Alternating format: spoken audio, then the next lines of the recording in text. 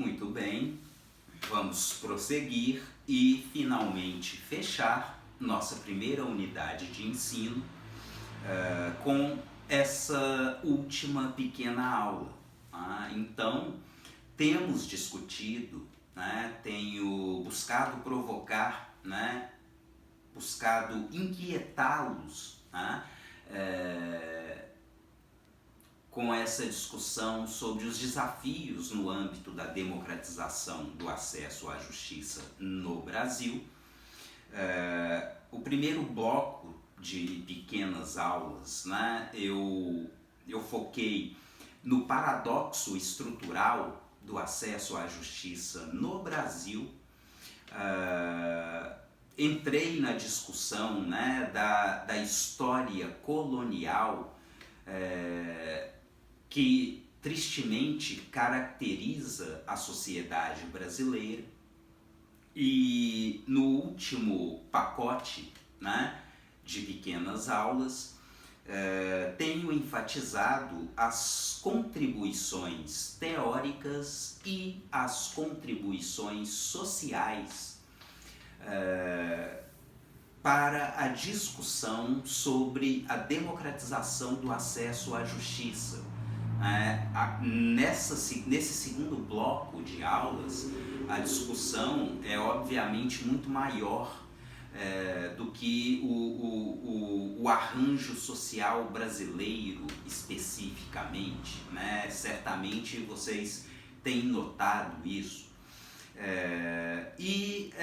Depois de considerar as contribuições teóricas, ou seja, a sociologia das organizações profissionais, a mudança de foco no âmbito da teoria geral do processo,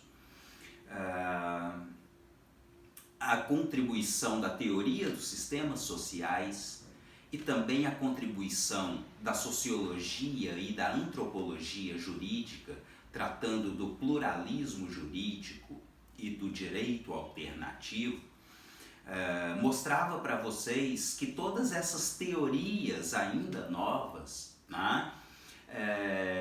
tiveram e têm a função de expor o aparato jurídico judiciário.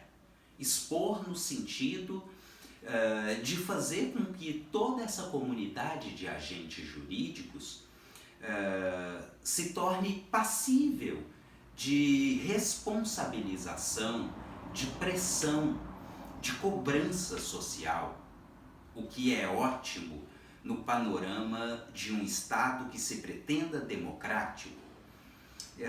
E na sequência, falei, aí é uma fala que, tentando não perder o foco da nossa discussão, da nossa disciplina, é uma fala que está sendo muito breve, em torno das contribuições ou condições sociais que viabilizam essa discussão sobre a democratização do acesso à justiça e, consequentemente, a discussão sobre o processo democrático nas sociedades contemporâneas.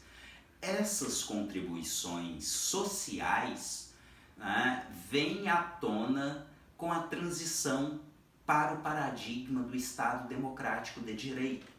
Ou seja, é quando falamos das lutas sociais por reconhecimento, por inclusão social, em última instância, lutas em torno do acesso à justiça, em torno da garantia de direitos. A partir do momento em que há um clima institucional para tal, e isso só passa a existir quando o Estado se assume como um Estado democrático, ou seja, plural, diverso. A partir do momento em que esse Estado reconhece os direitos das tradicionais minorias, até então tradicionais minorias, porque há margem fora do acesso à justiça. E a partir do momento em que se incluem e têm acesso à justiça, acionam a justiça. a partir do momento em que acionam a justiça, aquilo que eu chamei de explosão de litigiosidade. E com isso, né, escancara-se o que é, em termos gerais, um problema em todo o mundo ocidental contemporâneo, a crise da administração da justiça.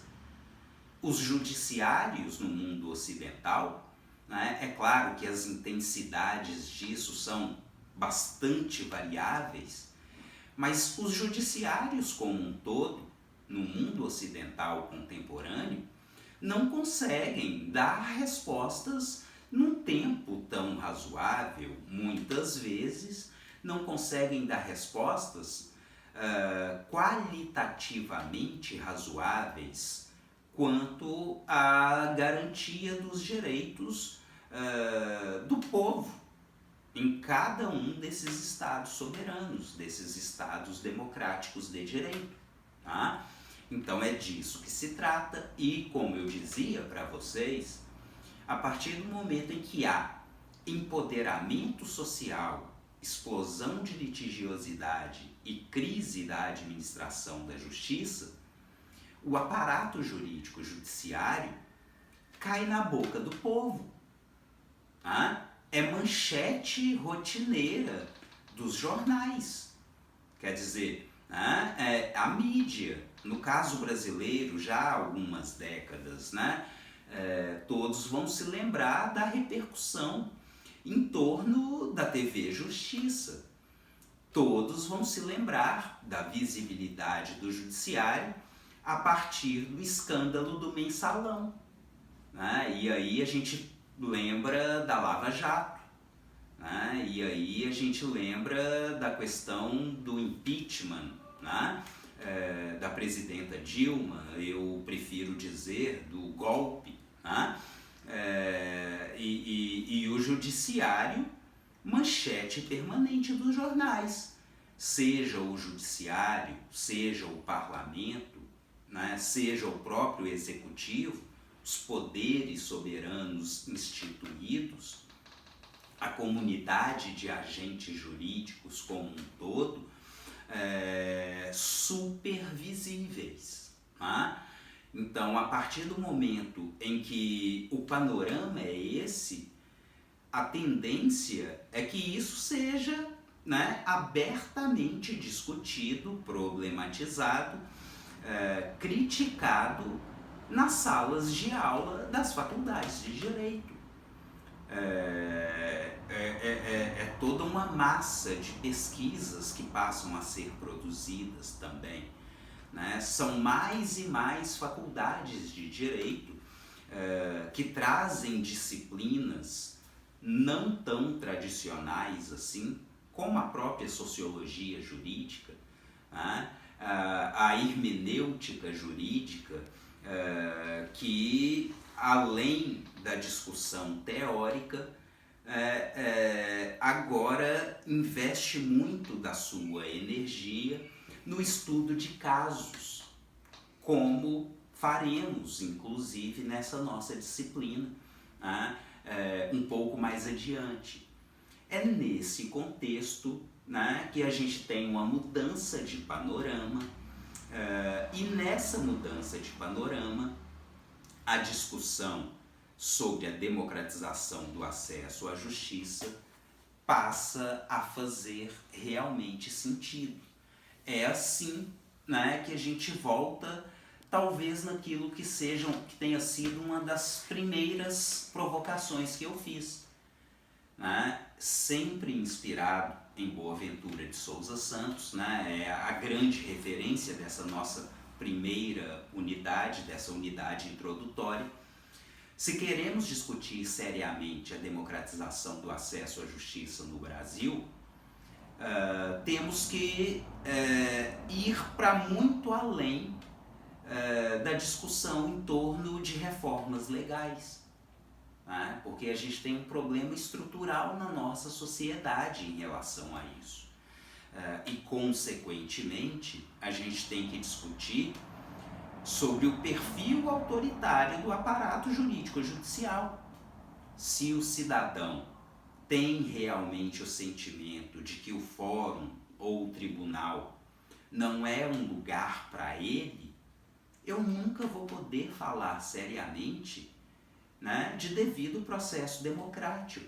Eu nunca vou poder falar seriamente de acesso à justiça. Se o magistrado, né, insiste em adotar uma postura austera, que traz como consequência que até o advogado sente receio em despachar com o magistrado, eu não posso falar seriamente de acesso à justiça, né? Então é aí que a gente tem esses elementos que são ainda coisas novas para a gente. Mas porque, né, sendo até um tanto repetitivo, se continuamos alimentando o imaginário do juiz enquanto um sacerdote, enquanto um filósofo rei que tem acesso à verdade, vamos necessariamente reproduzir a postura da subcidadania. Vamos necessariamente nos manter no paradigma processual biloviano, tá? As partes enquanto jurisdicionados, tá? Submetidas, subjugadas ao saber sacerdotal. E isso não implica, não promove, né, um devido processo constitucional e democrático. Daí a razão de ser de toda a reflexão no âmbito da nossa primeira unidade de ensino. Tá? Eu espero que a discussão, essas videoaulas, os textos de referência de leitura, né, sejam proveitosos, estimulantes, né?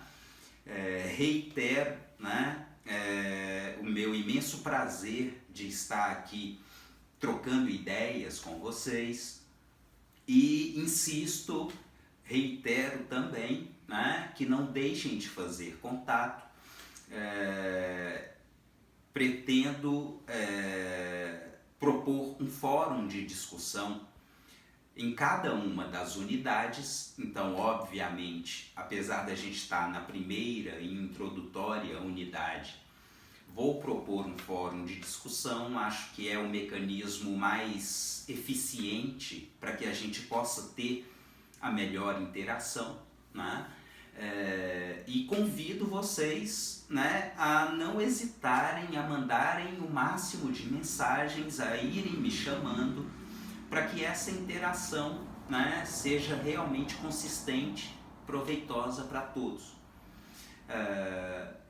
Mais uma vez agradeço, tudo de bom para todos vocês e a gente se vê nas próximas pequenas aulas no âmbito da segunda unidade do nosso curso. Um grande abraço.